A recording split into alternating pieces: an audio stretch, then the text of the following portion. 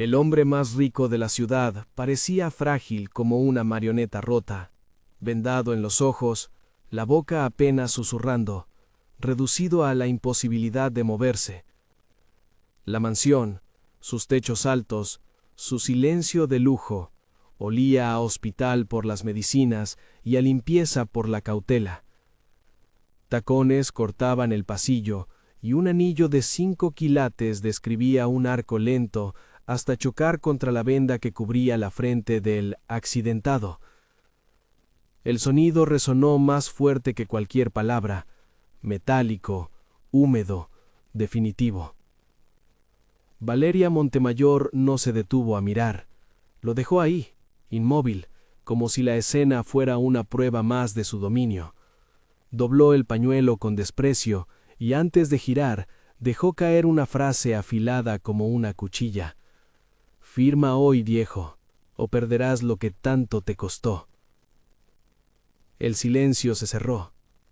En la habitación, los gemelos Mateo y Lucas jugueteaban con un cochecito de madera, ajenos a las corrientes subterráneas que movían a los adultos.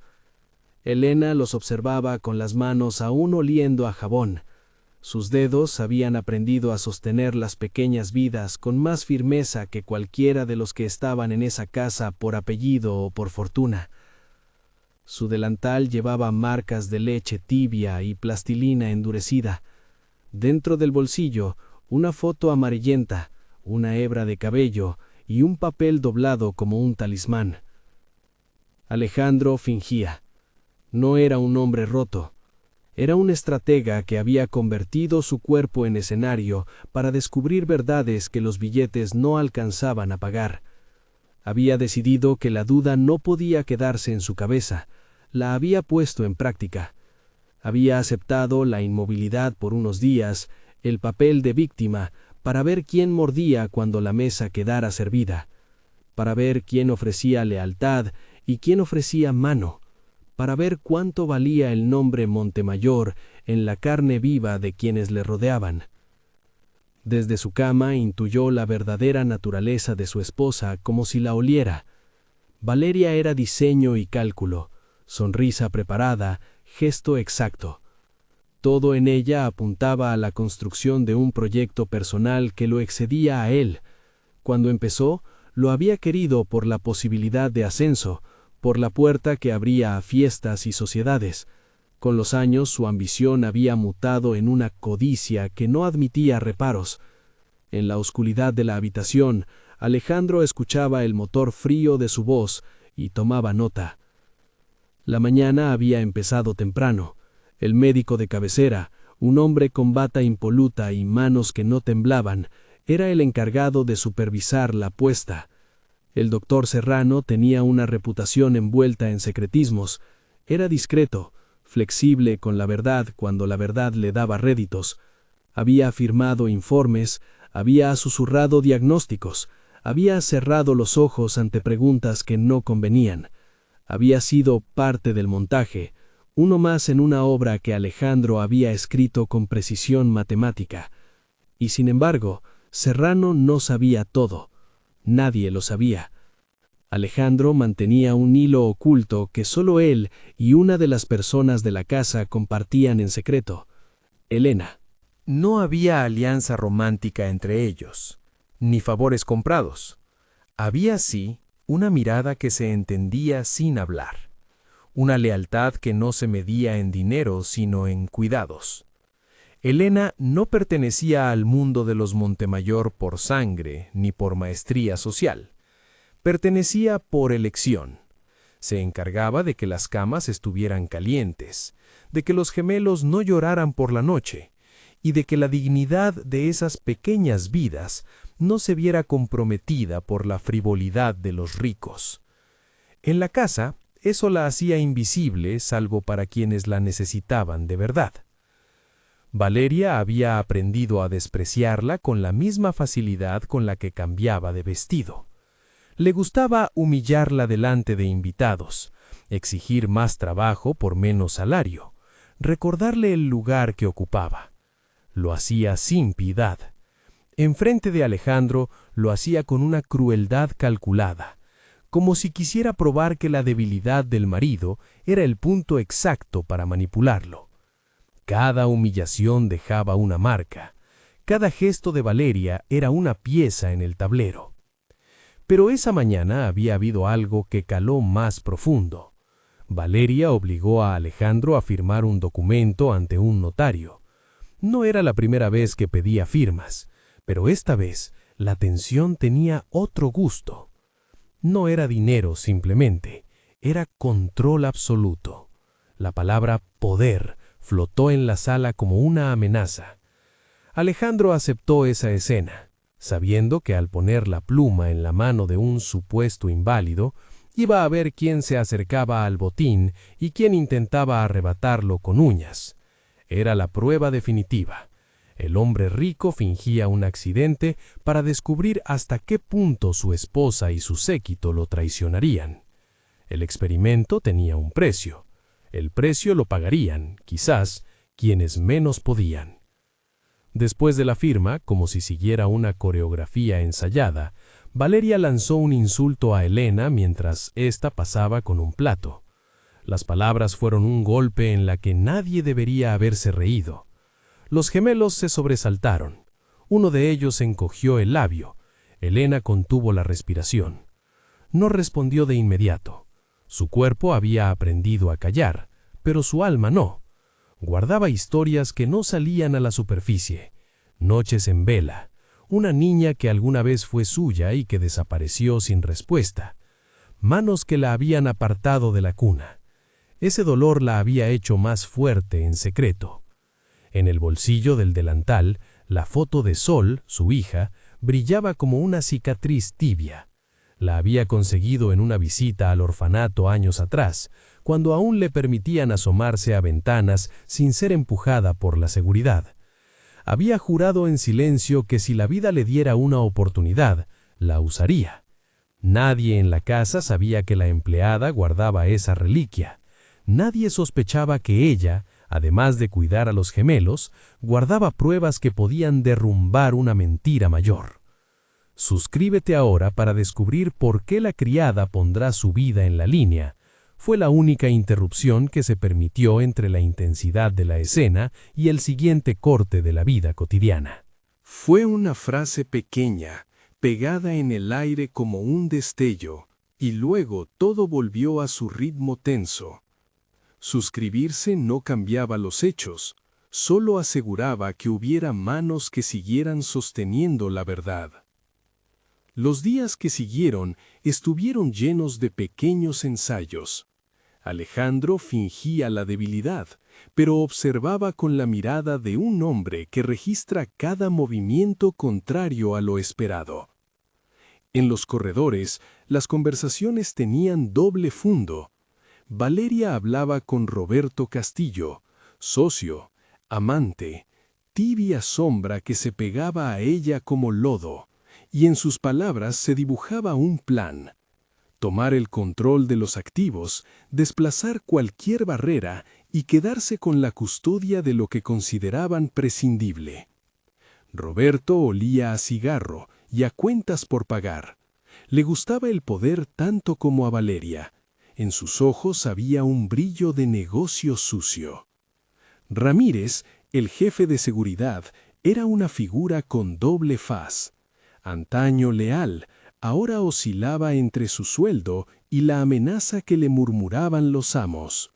No siempre la lealtad se paga con oro, a veces se alquila con miedo. Ramírez miraba a Alejandro como a un enigma. Sabía que algo no cuadraba, pero también sabía que la casa de los Montemayor tenía puertas para quienes cerraban la boca. Alejandro no solo inventó su propia incapacidad, había creado las condiciones para que las ambiciones se mostraran. Era un experimento social, cruel en su forma, pero necesario para él. Había visto matrimonios que se deshacían por motivos menores y supuso que la verdadera prueba no sería la víspera de una firma, sino la noche en que el peligro real apareciera. Estaba preparado para no ser salvado por el apellido. Mientras el drama en la planta alta se desplegaba con tics de tensión, la vida del servicio seguía su propio ritmo. Elena tenía ritos que le daban orden. Al despertar, revisaba la ropa de los niños. Escondía en un bolsillo una toallita extra. Por las noches, dejaba una luz encendida en la cocina para no despertarlos al menor ruido. Entre sus cosas había un viejo llavero con una inscripción borrosa que decía, «Para que vuelvas». Era una promesa a Sol, una esperanza que no aceptaba ser extinguida. En un descanso, escondida en la despensa, Elena abrió la caja donde guardaba su verdad. Dentro había un sobre con el resultado de una prueba que un abogado de confianza le había conseguido en una clínica modesta, una coincidencia que, aunque no la restituyera, le daba arma para pelear. No se trataba únicamente de demostrar que la niña que una vez fue suya vivía. Se trataba de poner al descubierto una posible red que en el pasado había comprado vidas con la sonrisa de la legalidad. Elena no entendía todas las trampas que implicaban documentos falsos, notarios avariciosos o redes que blanquean identidades, pero sí entendía el crimen en su esencia.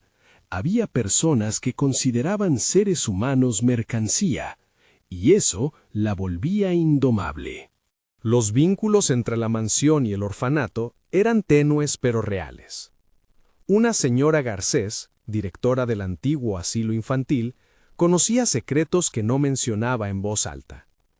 Tenía instinto de superviviente y la costumbre de mirar a la gente a los ojos con la honestidad de quien vio demasiado y aún así aprendió a callar.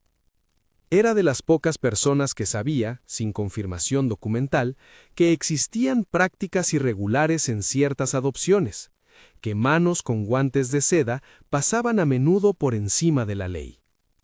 Su fortaleza era precaria, la compraban con silencios y con miedo. El doctor Serrano entró una tarde con un sobre bajo el brazo y una voz demasiado tranquila. Traía información que Valeria consideraba gasolina. Le habló de opciones, de documentos que podían restringir cualquier intento de Alejandro por replegar su patrimonio. No fue la primera vez que la medicina se mezclaba con intereses. Dichos médicos eran, con frecuencia, emparejados con abogados y notarios que transformaban compromisos éticos en contratos. Alejandro, desde su lecho, escuchó y anotó. La tensión creció cuando en una reunión íntima, de esas que se celebran en salas donde la madera parece absorber verdades, Valeria dejó la máscara un segundo para mostrar su plan. Desplazar a Alejandro de la empresa matriz, quedarse con la administración y, si era necesario, negociar la salida de los gemelos. La palabra negociar puso un hielo en el estómago de Elena. No pronunciaron la palabra tráfico, se ahorraron la claridad de lo repugnante, pero la intención era clara. Los gemelos eran moneda de cambio. Alguien en esa sala estaba dispuesto a poner precio a 2 niños de 2 años como si fueran piezas de colección. El mundo entero de Elena se redujo a instinto. No tenía el coche, ni la tarjeta con límite infinito, ni los nombres de abogados que una lealtad histórica pudiera comprar. Tenía, eso sí, una red de pequeños favores, de gente que aún le debía algo, de miradas que valoraban la verdad. Y sobre todo, tenía a los niños. Había aprendido que la desesperación se transforma en coraje cuando alguien extiende las manos sin pedir recompensa. Esa noche la casa olía a lluvia. Nubes negras habían venido en fila desde la tarde, como si presintieran el tormento que vendría. El plan de Valeria coincidió con el estado del hombre en la cama, las condiciones ideales para obligarlo a suscribir poderes. Eligieron un lugar neutral para la firma, un punto en la ciudad donde las calles se encontraban bajo la luz de un farol. Allá en la lluvia, la huella de un hombre se vería como la prueba. Valeria quería que la firma se hiciera pública y que nadie luego cuestionara la legalidad. Roberto se encargó de los detalles. Un notario dispuesto, un coche blindado, 3 hombres con órdenes de obedecer. Los guardias que debían trasladar a Alejandro hablaron en voz baja sobre logística. Algunos lo hicieron con recato, otros con esa falta de escrúpulos que solo el dinero añade.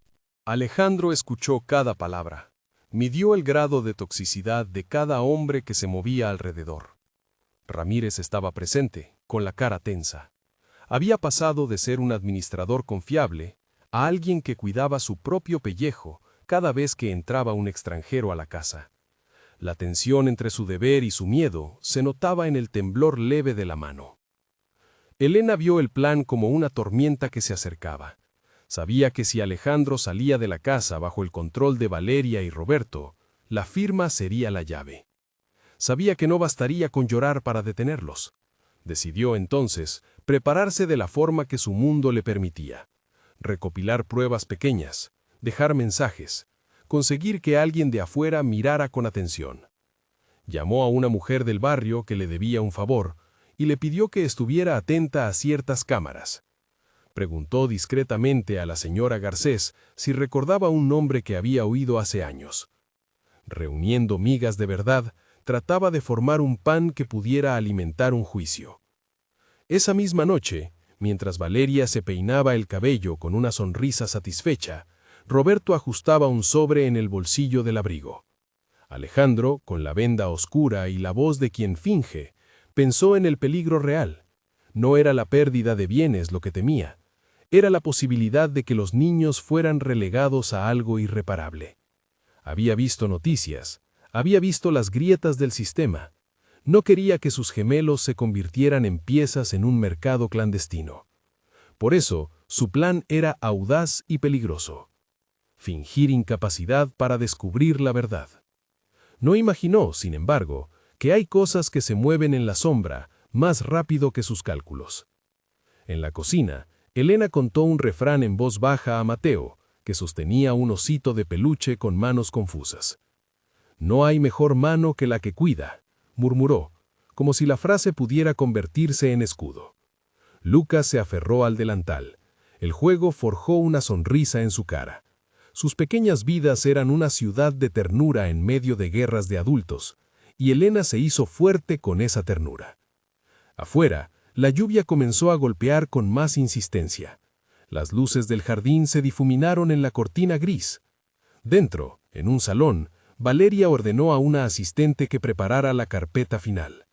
El notario, un hombre con ojos hundidos, cómplice de la burocracia que maquilla la inmoralidad, acomodó los papeles con la frialdad de quien convierte la ley en trámite.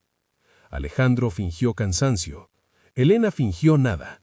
Solo trabajó con la precisión de quien conoce su papel: cuidar, proteger, esperar. En lo profundo de la madrugada se decidió la logística. Roberto propuso llevar la firma a una parada de autobús cercana, donde la lluvia convertiría cualquier prueba posterior en complicación para quienes investigaran. Fue una proposición ingeniosa. El ruido, el movimiento, las cámaras que apuntaban a la villa no siempre cubrían la esquina donde se debía actuar. Ramírez la aprobó con la boca entreabierta. Un hombre sin escrúpulos ve oportunidades donde otros ven peligro. Elena tuvo el presentimiento de que aquella noche todo podía quebrarse. Tomó a los gemelos, los metió en su abrigo y los arrulló como si con su calor pudiera impedir que la noche se tragara algo más. Sabía que no bastaba con esconderlos. La amenaza de venta no era una metáfora, era real. No ofreció explicaciones a nadie. Fue hacia la sala donde Alejandro estaba acostado. Lo miró a través de la venda. En su rostro había una serenidad que no era de dolor, sino de cálculo. Sus ojos, detrás de la venda, brillaron un instante. Fueron 2 miradas que se entendieron sin palabras. Ella con la urgencia gris de la protectora, él con la frialdad que ahora intentaba cambiar por algo que se parecía al arrepentimiento. Si algo pasa esta noche, protege a los niños. Fue lo único que Alejandro consiguió decir con la voz quebrada por el acto. Elena asintió. No necesitó más. Había hecho promesas mayores que una firma. Había hecho promesas que empezaban en pañales y se extendían a un nombre robado. La casa se preparó para salir. Uno de los autos bajó por la entrada, faros encendidos como ojos que vigilaban. Valeria llevaba un abrigo largo que le daba una estampa de dureza calculada. Roberto caminaba a su lado como un lobo que cree tener todo el terreno. Alejandro, en una silla de ruedas, fue empujado hacia la puerta. Sus movimientos eran medidos, cada gesto parte de su puesta en escena. Cuando la puerta se abrió, la lluvia los recibió con la furia de una escena que aún no sabía dónde acabaría. Los guardias formaban una barrera de cuerpos, y en medio de ellos Alejandro veía el mundo con el lucero de la mentira que había fabricado. Elena quedó en el umbral, con los gemelos apretados al pecho. Sabía que no podía dejar que la noche se los llevara sin calear. Sabía que el precio de la verdad a veces se cobraba con miedo, con sospechas, con marchas en silencio hacia alguna autoridad. No tenía tiempo de más. En la primera puerta del coche, Roberto hizo un gesto que Alejandro no entendió de inmediato. Era apenas un movimiento de manos, un intercambio minúsculo, un gesto que podría ser la confirmación de una transacción. Alejandro sintió por primera vez un vértigo real, no por la pérdida del control de su empresa, por la posibilidad de que en la maraña que se tejía, lo que más amaba quedara como pieza de un juego brutal. Había calculado traiciones, pero no había calculado la bolsa de miseria que convoca a los más oscuros para lucrar con lo impensable. Elena sostuvo a los gemelos más cerca. No gritó, no tenía tiempo para celebraciones. Había una decisión por tomar: dejar que la carroza del poder se alejara con la posible firma o actuar con todo el coraje que cabía en su cerviz.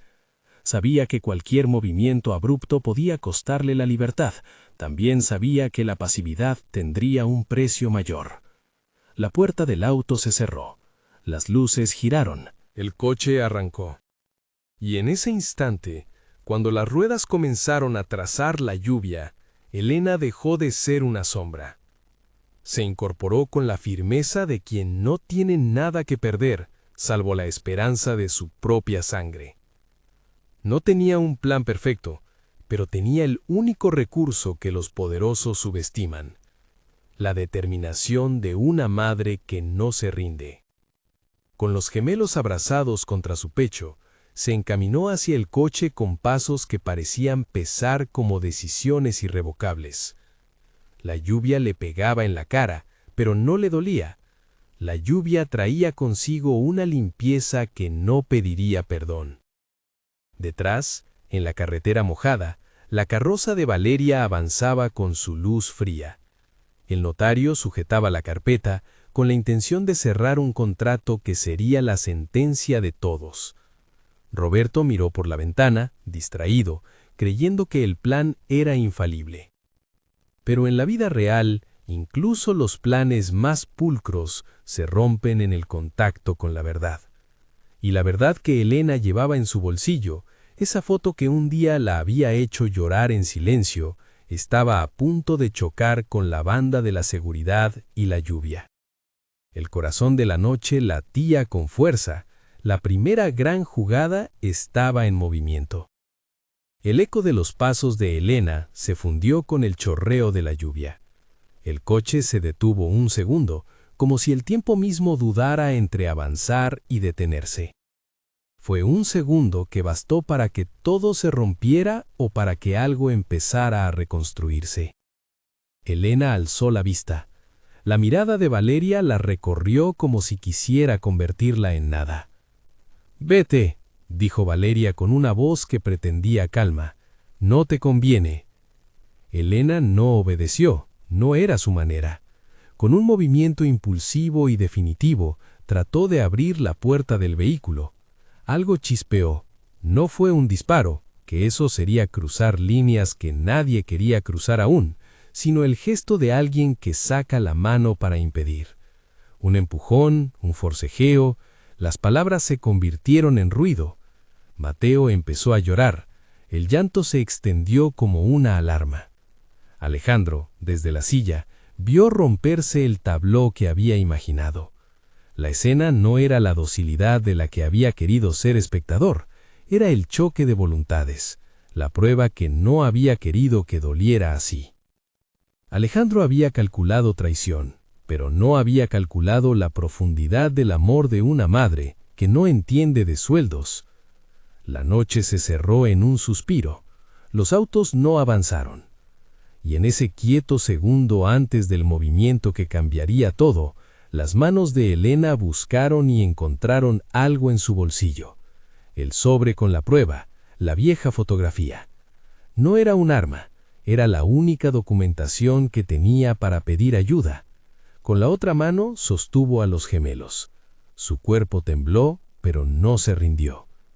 La lluvia, el anillo, la venda, las luces y el coche armaron un cuadro que estaba aún sin terminar. La prueba estaba allí, pero por ahora era solo un susurro. La prueba estaba allí, pero por ahora era solo un susurro. Y el mundo, por una vez, contuvo la respiración, esperando el impulso que decidiría si aquella farsa terminaría en verdad o en tragedia. El forcejeo fue un latigazo, el coche se detuvo con un chirrido que sonó más alto que la lluvia. Mateo gemía entre el abrigo, Lucas apretaba el losito. Las manos de Valeria buscaban la carpeta con la desesperación de quien teme perder una conquista.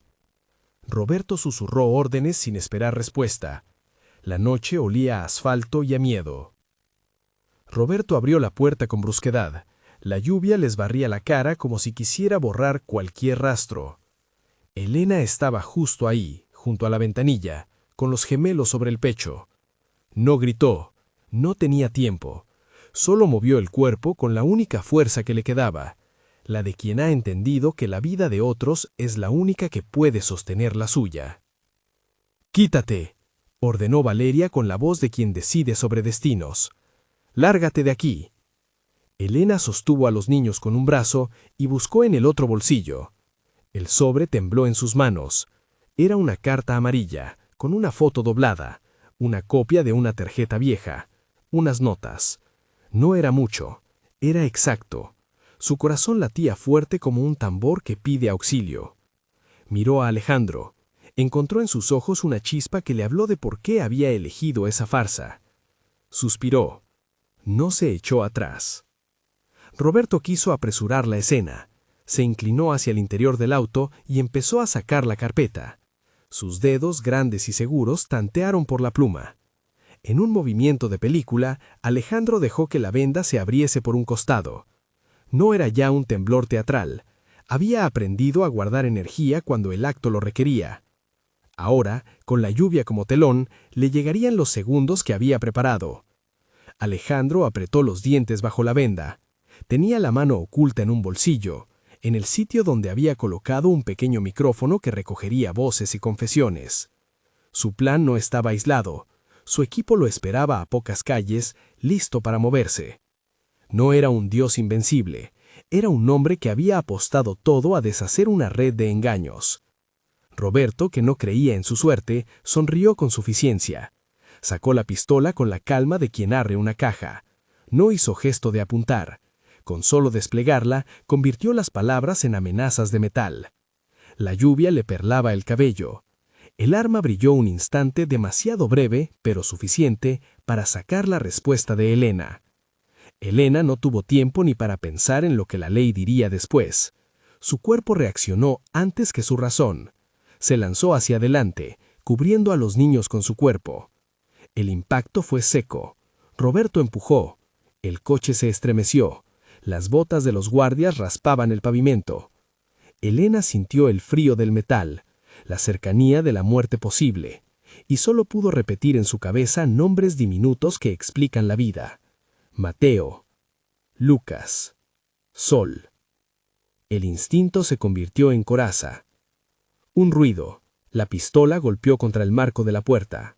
Alejandro, en la silla, tensó los músculos que solo fingían inactividad. El plan, durante meses, había sido mantener la ilusión hasta que surgiera la verdad. Esa verdad necesitaba un momento de peligro para probarla. Ese momento había ocurrido. Con una aceleración contenida, Alejandro usó la fuerza que había practicado entre sábanas y pastillas. Dio un brinco de dolor contenido, agarró el brazo de Roberto que sostenía la pistola y en un gesto seco y corto tiró de él hacia la calle. Hubo un forcejeo que sonó a golpe de realidad. «¡Déjala!», gritó Alejandro con voz que no pedía permiso. «¡Basta!». Valeria chilló. No era una orden, era una condena.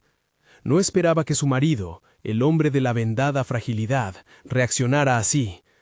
La máscara se le resquebrajó. En un pestañeo la rigidez de su control mostró una grieta. Roberto, sorprendido por la repentina intervención, perdió el equilibrio. La pistola rodó hacia el charco. Elena se arriesgó. Con la mano mojada, recogió al pequeño Lucas que lloraba y protegió a Mateo con el otro brazo. El mundo se hizo lento. Solo había respiraciones. Fue entonces cuando se oyó un claxon breve y la luz azul que había sido prometida en segundos, faros que no pertenecían a la carroza de Valeria, sino a la ley. Un coche policial se detuvo a la distancia. No fue casualidad. Alejandro había llamado horas antes a un contacto fiable. No de forma deliberada y escueta, había preparado todo para que en caso de violencia la protección llegara. Sargento Méndez no era un funcionario comprable, era un hombre con la paciencia de quien ha visto mucho y no se conmueve fácilmente. Su voz cortó la lluvia con autoridad. «¡Atrás!», ordenó Méndez, la linterna en mano. «Policía, manténganse donde están». La presencia policial fue un bálsamo y un desafío. Los guardias de la mansión se gelaron. Valeria gritó que era una farsa, que todo era una encerrona. Roberto trató de recomponerse. El notario miró con ojos de papel, como si toda la formalidad legal se deshiciera al contacto con la lluvia y la policía. La cámara del micrófono escondido en Alejandro había grabado todo, la voz de Roberto hablando con términos crudos, la confirmación de la transacción de activos y la frase que nadie quiso pronunciar en voz alta y ahora resonaba en una cinta registrada: que niños podían ser vendidos. Esa grabación, junto con algunas cámaras de la calle y la intervención del vecino a quien Elena había pedido mirar las cámaras, formaba un paquete inapelable. Méndez actuó con profesionalismo. Con voz firme pidió que los implicados se quedaran quietos. Cerca, un auto de civil se acercó y 2 hombres de traje descendieron con carpetas. Eran parte del equipo legal de Alejandro, su llegada no fue casual. Llevaban copias de lo que en pocos minutos se convertiría en pruebas: correos electrónicos, transacciones bancarias sospechosas, mensajes que indicaban acuerdos clandestinos. El notario, con la carpeta aún en mano, se veía pequeño. Sus manos temblaban. «Sargento», dijo Alejandro de manera que su voz llegara cálida pero cortante. «Tengo grabaciones, tengo testigos, y tengo en mi poder documentos que prueban irregularidades en varias adopciones vinculadas a esta red». Valeria, hecha una estatua de seda y rabia, buscó refugio en su superioridad. Su carcajada fue corta y careció de efectividad. Al ver la determinación en los ojos de Alejandro, la máscara se convirtió en ira. «Es una mentira», gruñó. «Todo esto es teatral. Alejandro finge estar paralítico para hacerme pasar por esto». Elena estuvo ahí, sosteniendo a los gemelos, mirando con el cansancio de quien ha pasado noches sin dormir. El aire le quemaba los pulmones. No era su deseo ser centro de nada, era su destino. Méndez pidió que todos se identificaran, pidió que dejaran las armas en el suelo. Los guardias obedecieron, algunos con culpa y otros con alivio. Nadie quería esa carga legal sobre la conciencia. La pistola quedó en el charco, como un testigo mudo. Un oficial la recogió con guantes. Roberto fue esposado primero. Sus manos eran de hombre que no había previsto la caída. Valeria fue contenida por 2 oficiales que la miraron con pena y firmeza. No hubo gritos sensacionalistas, hubo procedimientos. Alejandro respiró y permitió que la lluvia lavara el barro del momento. Sus piernas dolían, pero no importó. Lo que importó fue que la verdad empezaba a encontrarse con la justicia. La llegada de Méndez había sido precedida por una llamada anónima que alguien, una mujer del barrio, el contacto de Elena, había hecho. Esa llamada había sido la chispa. Elena, en las horas previas, había hablado con la señora Garcés, con una vecina que le debía un favor y con un amigo de la infancia que trabajaba en un taller. Había tejido una red de pequeñas asistencias que, aquella noche, se convirtieron en un todo. Esas piezas, sumadas a la grabación, a las cámaras de seguridad y a las declaraciones en frío de algunos empleados, formaron una evidencia convincente. No era perfecto, pero era suficiente para que la policía actuara con rapidez. En la comisaría, las declaraciones se tomaron con calma. Los oficiales separaron a los inculpados. Roberto, ahora esposado, empezó a hablar con venalidad. Buscó un pacto que nadie le concedió. Valeria lloró, más de coraje que de arrepentimiento. Sus lágrimas caían sobre el abrigo de diseñadora como si pretendieran limpiar un alma que llevaba mucho tiempo sucia. La carpeta, con la huella que se pretendía estampar como firma, fue incautada. Las pruebas digitales fueron copiadas y las cuentas comprometidas marcadas para auditoría. Mientras Alejandro ofrecía su declaración, Elena miró a los gemelos dormidos por fin en sus brazos.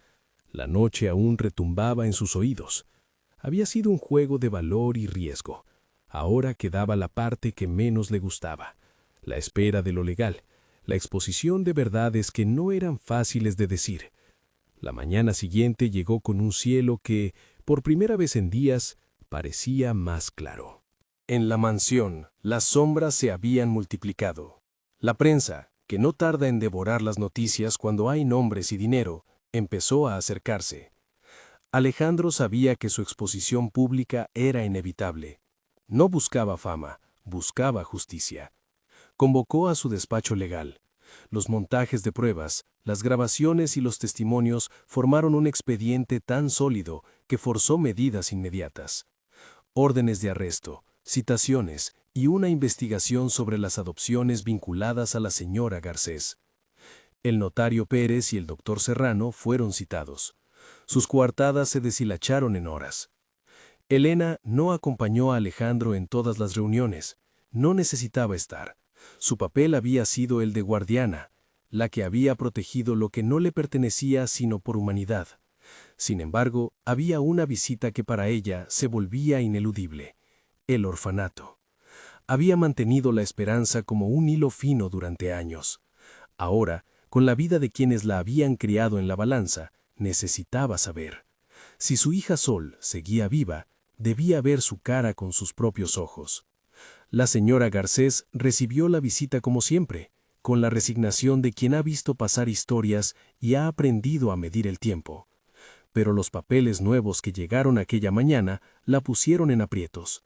La directora tembló, confesó sus reticencias y entre llantos les reveló lo que sabía. No había fantasmas en su relato. Había nombres y fechas que coincidían con transacciones y con firmas dudosas. En el folio había una mención: un ingreso irregular con sello del notario Pérez. Sus manos temblaban cuando entregó ese registro. La verdad ya no tenía lugar para silencios. El orfanato olía a jabón viejo y a pan recién hecho. Sol, una niña de 5 años que no sabía aún los contornos de su historia, jugaba en el patio con otras niñas. Tenía el cabello recogido y una mirada que acusaba a la vida de no haberle dado respuestas. Cuando Elena entró al patio, el tiempo se detuvo. La niña levantó la vista y por un parpadeo la reconoció. No había fanfarrias, solo el silencio que trae un reencuentro voraz.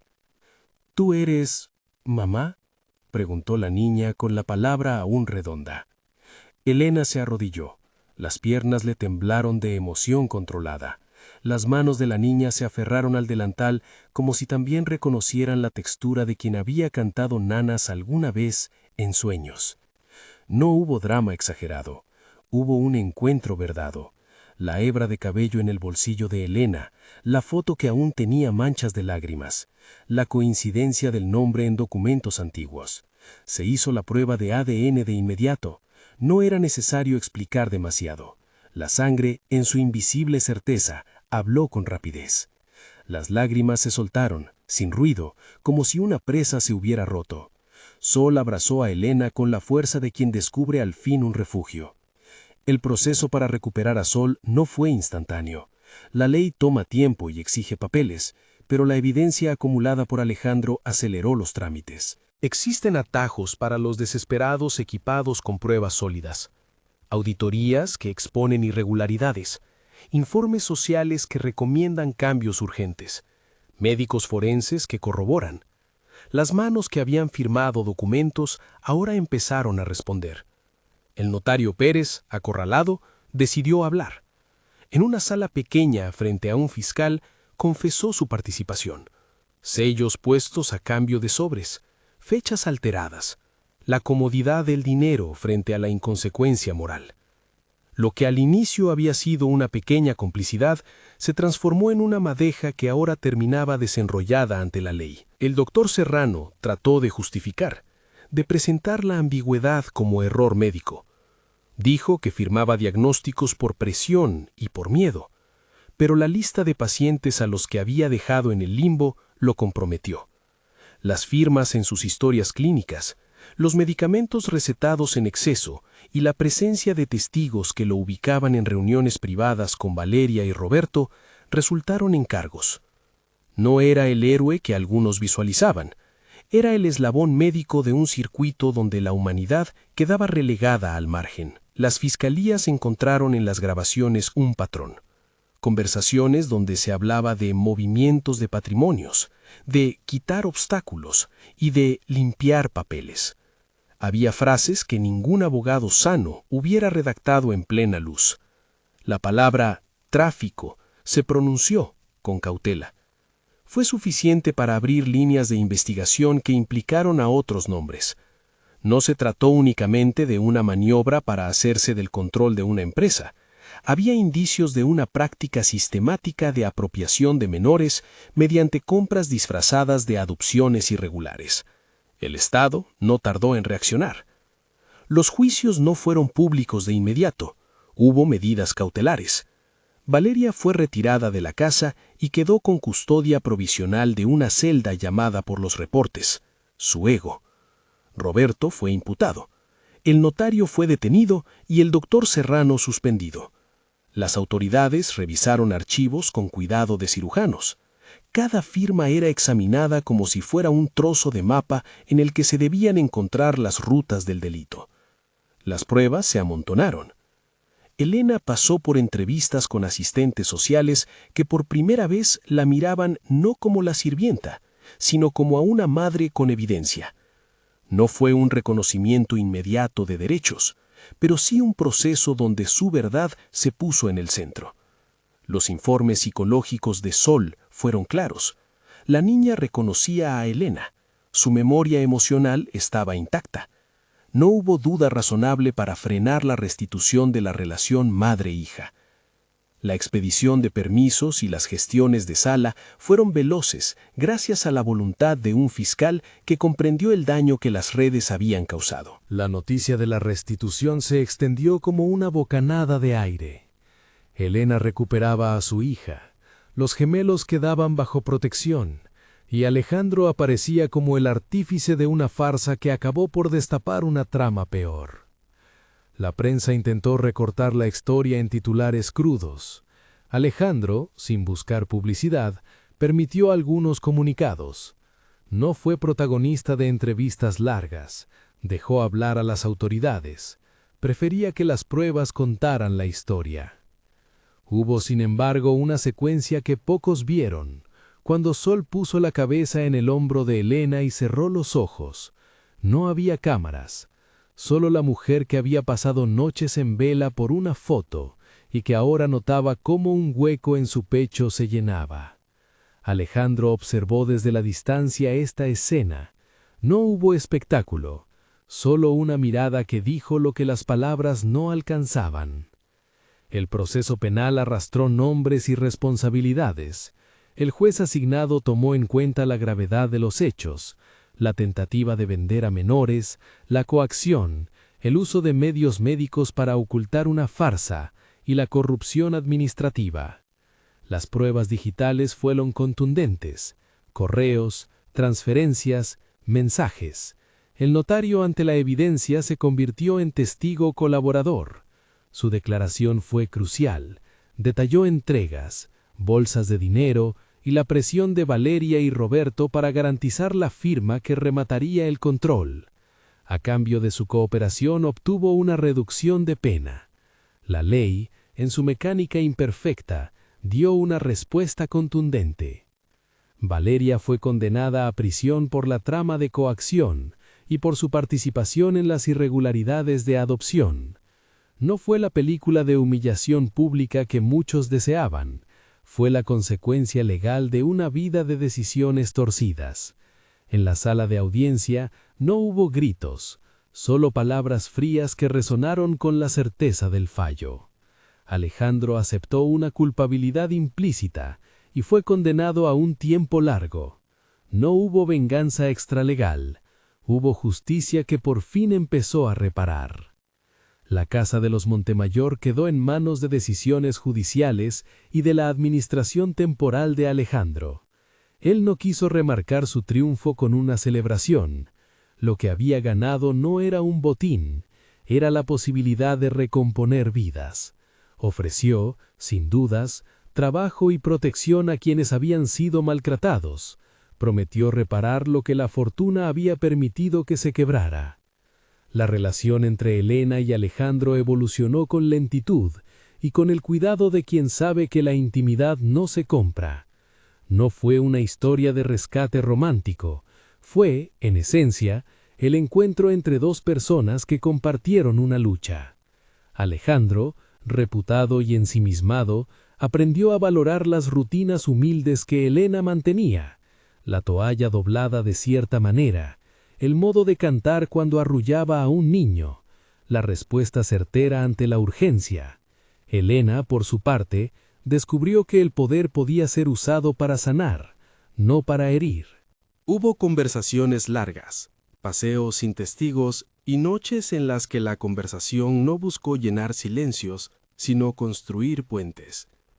Elena aceptó trabajar cerca de Alejandro, no como subordinada, sino como la administradora de lo que había rescatado. La casa se convirtió en un hogar, donde la convivencia se basaba en respeto. Alejandro, por su parte, tomó medidas para democratizar su círculo y para canalizar parte de su fortuna en proyectos que protegieran a niños en riesgo. Creó una fundación que, con la ayuda de la señora Garcés y varios fiscales, empezó a revisar procesos de adopción con foco en la transparencia. No fue un gesto de redención hermético, fue un cambio estructural que buscaba evitar que otras vidas fueran mercantilizadas. La adopción legal de Sol se concretó meses después. Fue un acto sencillo y profundo. Papel sellado, juez que restituyó la patria potestad y la pequeña Sol con una carita que parecía incapaz de entender la complejidad de los actos legales. Para Elena, la firma del juez fue como una llave que abría una puerta a la posibilidad de trabajo y de noches con menos fantasmas. Para Alejandro, fue la confirmación de que su apuesta había valido la pena, no tanto por él, sino por quienes necesitaban de verdad una voz que los protegiera. Hubo visitas a la prisión. Alejandro fue a ver a Valeria en una tarde gris, sin cámaras, con la serenidad de quien no busca humillar. La conversación fue breve, no fue una reconciliación, fue un cierre. Valeria sostuvo que se había sentido traicionada por la exposición pública, por la pérdida de su estatus. Alejandro respondió con calma. Había probado que el poder no es excusa para el abuso. No hubo golpes bajos, solo la firmeza de quien, tal vez, por primera vez, entendía la soledad que crea la ambición desmedida. La señora Garcés recibió apoyo y protección. La red de colaboradores que había callado durante años empezó a hablar. Las políticas del orfanato cambiaron, y la institución se sometió a auditorías externas. Nadie celebró con champaña. La vida no es una fiesta, pero hubo, por fin, justicia que tomó medidas. Los gemelos crecen ahora entre risas en la casa que dejó de ser prisión de lujo y se transformó en hogar. Mateo aprendió a dibujar coches, Lucas a decir palabras grandes. Sol, con la paciencia que exige una niña que se recupera de la ausencia, comenzó a compartir las noches con su madre.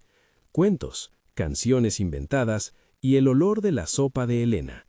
Alejandro, a su modo, se convirtió en el guardián de esa familia que no se ajustaba a genealogías limpias. Era la familia elegida por cuidado. En la mansión hubo un proceso de reparación que no fue únicamente material. Alejandro renunció a algunos contratos y reglamentó otros, cambió administradores y abrió la puerta a políticas de responsabilidad. No fue un acto de arrepentimiento romántico, sino de coherencia con lo que había decidido. Si había usado la mentira como instrumento, debía ahora usar la verdad para construir. El romance entre Alejandro y Elena, con el cuidado de la vida que ahora compartían, se fraguó en actos pequeños. No hubo grandes gestos al inicio. Hubo comidas compartidas en la cocina a medianoche. Hubo conversaciones sin teléfonos. Hubo discutir sobre si poner o no una mecedora en el cuarto de sol. Su vínculo creció con el respeto y la decisión de no repetir los errores ajenos. Alejandro pidió perdón por su aislamiento. Elena aceptó con la reserva de quien sabe que la confianza se suma con hechos. Una Nochebuena se acercó. La mansión, por primera vez en años, no buscó impresionar, buscó calidez. Luces sencillas, un árbol con adornos hechos por niños del barrio, risas de vecinos invitados por la fundación. La familia, la nueva familia, se reunió alrededor de una mesa larga. Mateo, Lucas y Sol, con caras manchadas de pastel, marcaron el centro. Alejandro, sin bata de magnate, ayudó a servir el postre. Elena, con una bufanda que le regaló la señora Garcés, sonrió con esa paz que no es euforia, sino certeza. Después de la cena, ya con la casa llena de susurros y de música baja, Alejandro llevó a Elena al jardín. La noche estaba templada. Las luces del árbol se reflejaban en las ventanas como pequeñas constelaciones domésticas. No hubo público, solo ellos dos y la presencia tenue de la familia retirada detrás de la cortina. «No fue justo lo que te pedí», dijo Alejandro con la voz clara. «Te pedí que protegieras a mis hijos como si fueran tuyos sin haberte ofrecido más que la casa. Te pedí sacrificarte sin explicarte por qué. Fallé contigo en varias formas». Elena lo miró. No habló de reproches. Había palabras que no valía la pena tragar. Sus ojos no buscaban elogios, solo buscaban honestidad. «Hiciste lo necesario», respondió. «Lo hiciste de una manera que a muchos no les importa. Me viste, y por eso vine, por eso me quedé». Hubo un silencio que parecía escribir su propia historia. Alejandro se arrodilló sin dramatismos. No fue espectáculo, fue decisión. Sacó del bolsillo un anillo sencillo, de esos que no hacen titulares pero que prometen algo más difícil: constancia. «¿Quieres casarte conmigo?», preguntó. «Quiero que estemos juntos en esto, no por título, no por imagen, por los niños, por Sol, por lo que somos cuando nadie nos mira». Elena sintió la fragilidad y la fuerza en la petición. No era una oferta con condiciones, era una elección compartida. Pensó en los días de miedo, en las noches en las que la foto en el bolsillo era su única guía. Pensó en Alejandro, en su soledad oculta. Miró a los niños que dormían en la casa y supo que su respuesta sería de la carne. «Sí», dijo al fin. «Sí por ellos y por nosotros». La noche se cerró con la simple ceremonia de dos personas que decidieron unir sus vidas. No hubo grandes fuegos artificiales, solo una mesa con panes calientes y la voz de la señora Garcés cantando una canción vieja que enmendó un mundo roto. La boda fue íntima. Los vecinos vinieron. El juez que había llevado el caso fue testigo. Los gemelos fueron sus pajecitos improvisados. Sol llevó una flor en el cabello. En los meses que siguieron, la fundación creció. Alejandro y Elena trabajaron para crear procesos de adopción con transparencia. Contrataron auditores, diseñaron protocolos y, sobre todo, escucharon a quienes habían sido víctimas. No fue una obra de caridad, fue una reorganización de prioridades. Muchas de las familias surgieron del mismo barrio donde Elena había nacido. Fueron expansiones pequeñas, concretas y con resultados medibles. Menos irregularidades, mayor protección. La casa dejó de ser símbolo de poder para ser un refugio. Aunque la herida de lo vivido nunca desapareció por completo, hubo reconstrucción. Las cicatrices se volvieron testimonios. Alejandro aprendió que la riqueza sin humanidad es un vacío. Elena aprendió que la fuerza no es ausencia de miedo, sino la decisión de actuar pese a él. Su relación, tejida así, resistió. Pasaron años. Los gemelos crecieron con la naturalidad que da la seguridad. Sol asistió a la escuela del barrio y en su sonrisa se veía una inquietud sana. No buscaba ser nada distinto de lo que era.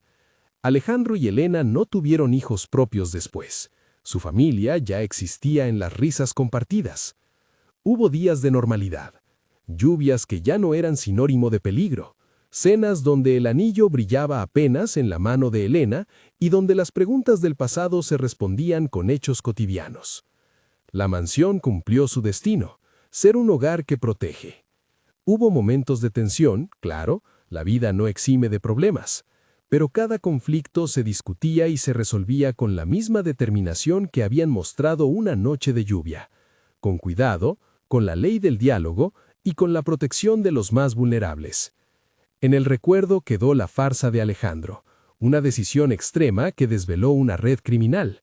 Fue una apuesta que casi les cuesta la vida a algunos, fue también el instrumento con que se detuvo a quienes trataban de lucrar con la infancia.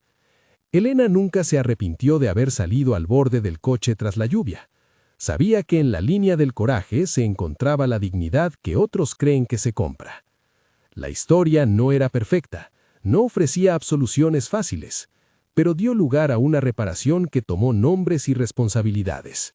En un mundo donde muchas veces el poder encubre, la verdad emergió con fuerzas diversas.